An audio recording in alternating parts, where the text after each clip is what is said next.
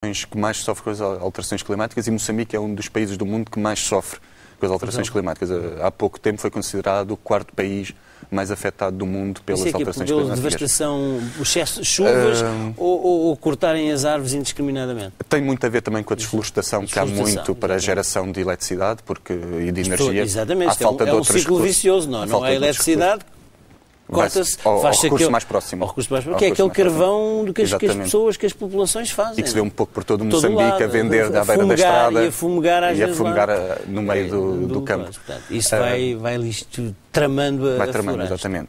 E além disso, Moçambique nem é um dos principais, obviamente, um dos principais responsáveis pelo fenómeno das alterações climáticas, mas por questões geográficas e climatéricas é um dos que mais sofre.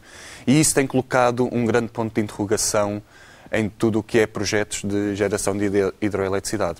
Aliás, muitas pessoas falam que a África do Sul não está tão interessada como antigamente para a geração de eletricidade no Moçambique, exatamente porque duvida do longo prazo, do âmbito de longo prazo que eles podem ter e da segurança energética que podem proporcionar, porque o caudal no Zambeze sofre grandes oscilações, cada vez maiores, e isso para a geração... Isso por causa das alterações climatéricas, das chuvas, excesso de chuva, a seca... A pluviosidade é muito mais irregular e muito mais inconstante, e isso coloca incertezas que para grandes projetos são insuportáveis. Ninguém vai na conversa de apostar para daqui a 10 anos e depois já não há nada em 10 anos. Outros, exatamente.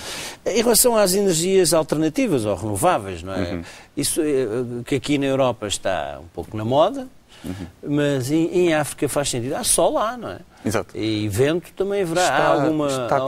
Está a começar a ficar na moda, mas ainda não é uma aposta concreta. Esse é que é muito longo prazo. Porque também temos que ver que as energias renováveis têm umas condições são muito mais caras, têm um âmbito muito mais restrito do que grandes projetos como o carvão, centrais a carvão e tudo mais.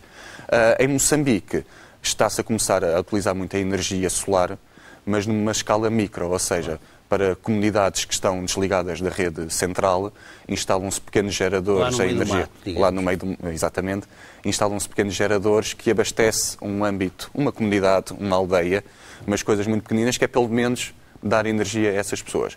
Em termos de eólica, ainda está o levantamento do potencial, ainda está por fazer. Agora, a hidroeletricidade, que na prática é uma energia renovável, essa sim é uma certeza no panorama. Sim. E a ideia, pelo menos na sua perspectiva, é que se calhar o futuro, enfim, da África, neste caso da África Austral, será mais na energia hidroelétrica. Sim. Porque o petróleo não, enfim... O petróleo é para exportar, estou a pensar em Angola só, mas não só em Angola. É muito orientado para o exterior. É muito orientado para o exterior. Que também podia ser aproveitado, mas é difícil, é muito poluente. Pois, e mesmo a logística do transporte e do armazenamento é muito complicada na região. Portanto, o futuro, para as pessoas terem eletricidade lá em casa e terem o frigorífico e poderem vender o gerador, é a eletricidade. A eletricidade, sim. Que será através Será sempre o carvão, porque o carvão lá é um recurso muito barato e por isso muito acessível.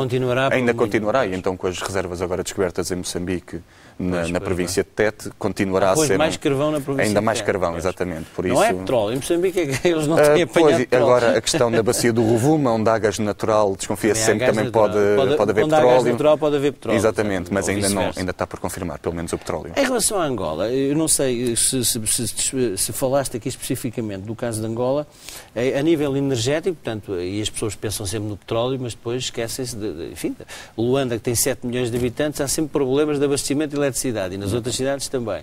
Como é que seria possível, o que é que Angola, na sua perspectiva, devia fazer?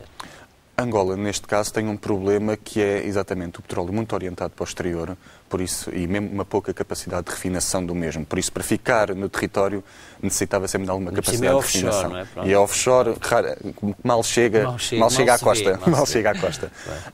Uma das apostas que têm sido feitas pelas autoridades angolanas é exatamente a questão das energias renováveis e a hidroeletricidade, que é, aliás, aquilo que eu estava a dizer, que vai-se começar, que tem mais potencial e está bem distribuído pelo território. Por isso, um projeto... As bacias hidroigráveis, o Kwanza, cá a norte o Zaire, a sul o Cunene, não é? Exatamente. Por isso, está bem distribuído, um plano integrado poderia toda a região do interior poderia ser abastecida por essa via. E como tem um potencial muito grande, creio que era uma alternativa muito viável. Agora, tem obviamente grandes custos grandes também, custos. Mas a Angola parece que está a investir nessas infraestruturas. A questão da hidroeletricidade é que tem custos iniciais muito fortes, de facto, muito grandes. A hidroeletricidade tem custos elevados. A barragem em si, a construção, mas digamos depois assim. sai muito mais barato. É muito barato. Em custos operacionais de geração é a energia mais viável que podemos ter, porque a partir daí é sempre a produzir.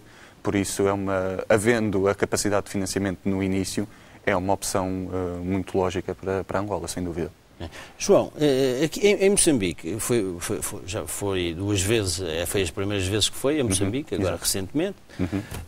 Como é, para quem nunca, enfim, que sendo de alguma forma sendo especializado em cooperação e desenvolvimento económico, e cooperação internacional, o que é que o surpreendeu mais para quem chega, um europeu, especializado sobretudo nestas áreas, quem chega à África pela primeira vez, e neste caso a Moçambique, o que é que o surpreende mais?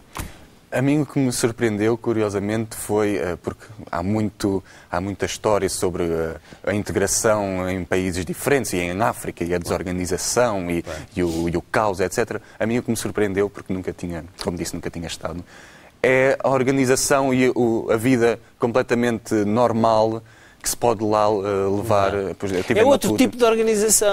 Mas funciona a mesma. Mas funciona. Não é necessariamente o nosso modelo, mas não tem que ser o nosso modelo. Não tem que ser o nosso modelo. Se o modelo deles funcionar, depois que seja o modelo deles. Eu estive lá 2 vezes, como disse. Uma vez estive mais tempo, estive mais que um mês. No Sul, exatamente, na província de Maputo e muito concretamente na capital. E posso lhe dizer que estive lá um mês, mas passado 3 dias estava completamente integrado, sabia perfeitamente onde ir, como ir, etc. Estive lá em contactos profissionais, decorreu tudo na maior normalidade, tudo um agendamento perfeito. Surpreendeu-me isso porque não tive qualquer problema de logística, de organização, foi impecável, sim. Pois que há uma ideia, não é? Isto é há muito preconceito. É como o alemão que vem a Portugal e também nós somos diferentes do alemão, não é? Às vezes até. Às vezes pode dizer é às 10 e é às 10h30, mas depois resolve isso de outra maneira. Há esse problema. Não é? Este trabalho, em geral, portanto, que além da parte da energia, focou outros aspectos. Que outros aspectos é que este seu trabalho focou? Até pelo facto do setor de energia ser um setor estruturante, ou seja, todos os outros setores económicos mexem em todos os setores exatamente. Designadamente em Moçambique é muito importante a questão do setor agrícola. Pronto. E a importância que a eletricidade pode ter para o setor agrícola. O Vale da Zambésia. O Vale da Zambésia, exatamente. Porque uma coisa é a produção local e para consumo das comunidades, outra coisa seria a industrialização, digamos assim, do setor agrícola. Num crescer na cadeia de valor,